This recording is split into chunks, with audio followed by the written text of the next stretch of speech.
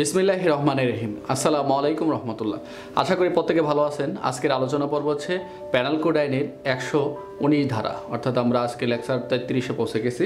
আজকের যে অধ্যায়টি খুবই গুরুত্বপূর্ণ, অর্থাৎ এখানে যে পঞ্চম অধ্যায় আমরা উপস্থাপন করছি।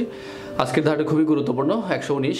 আজকের কোশ্চেন হচ্ছে কামাল নামক একজন সাব ইন্সপেক্টর বা এএসআই গোপন সূত্রে বা গোপনভাবে সংবাদ পান যে খায়রুল এবং সঙ্গীয় 5 থেকে 6 জন লোকসহ গফুরের বাড়িতে ডাকাতি করিবার ষড়যন্ত্র বা পরিকল্পনা করিয়াছেন। কিন্তু কামাল নামক একজন সাব ইন্সপেক্টর বা পুলিশ অফিসার উক্ত সংবাদ থানার অফিসার ইনচার্জকে বা থানা ভারপ্রাপ্ত কর্মকর্তাকে কখনোই জানায় নাই। ইহাতে কাহার কি অপরাধ? আমি আবার বলছি, কামাল নামক একজন সাব ইন্সপেক্টর গোপন সূত্রে জানতে পারেন, অর্থাৎ খায়রুল সহ 5 থেকে 6 জন লোকজন সহ গফুরের বাড়িতে অর্থাৎ ডাকাতি করিবার জন্য ষড়যন্ত্র বা পরিকল্পনা করিয়াছেন। কিন্তু কামাল নামক একজন পুলিশ অফিসার বা কামাল নামক একজন যে সাব ইন্সপেক্টর তিনি এই উক্ত সংবাদটি থানার অফিসার ইনচার্জকে জানায় না। ইহাতে কাহার কি অপরাধ? তাহলে আমরা খেয়াল করি এখানে, অর্থাৎ প্রশ্ন মতে আমরা যদি খেয়াল করি এখানে প্রশ্ন মতে,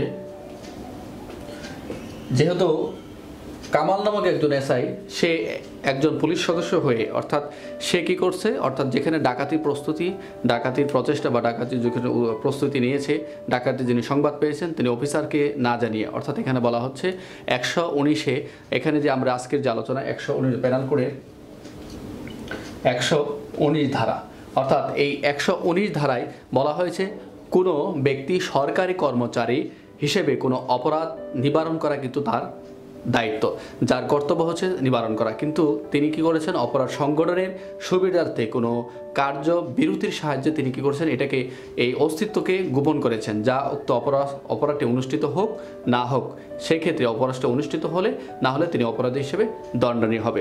তাহলে এখানে কামাল নামক যে পুলিশ অফিসার, তাহলে তার কি হচ্ছে 119 ধারায় দণ্ডনীয় হচ্ছে। অর্থাৎ এখানে একজন 119 ধারায় বলা হচ্ছে অপরাধ নিবারণ করা, অর্থাৎ তার হচ্ছে অপরাধ নিবারণ করা তার দায়িত্ব ছিল একজন সরকারি কর্মচারী হিসেবে। কিন্তু তা না করে সে কী করে উক্ত অপরাধটি অস্তিত্বকে কী করছে, গোপন করেছে, অপরাধটি গোপন করেছে। এই গোপন করার কারণে, অর্থাৎ পুলিশ আইনের যে পুলিশ অ্যাক্ট রয়েছে সেই ক্ষেত্রে 29 ধারা অনুযায়ী তার সাজা হবে। অর্থাৎ এখানে যে 7 এবং আমরা জানি 7 ধারা যে গুরুদণ্ড লঘুদণ্ড রয়েছে, এখানে 29-1 ধারা অনুযায়ী অপরাধী হিসেবে দণ্ডনীয় হবে।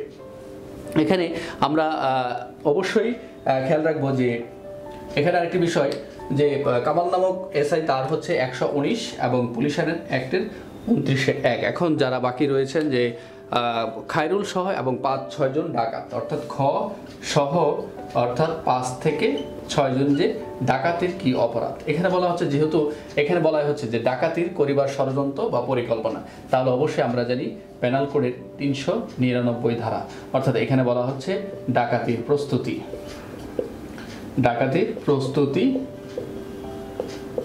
গ্রহণ, অর্থাৎ ডাকাতির যদি প্রস্তুতি নেয় তাহলে পেনাল কোডের এই খায়রুল সহ তারপর সঙ্গে 5 থেকে 6 জনের পেনাল কোডের 399 ধারা সাজা হবে।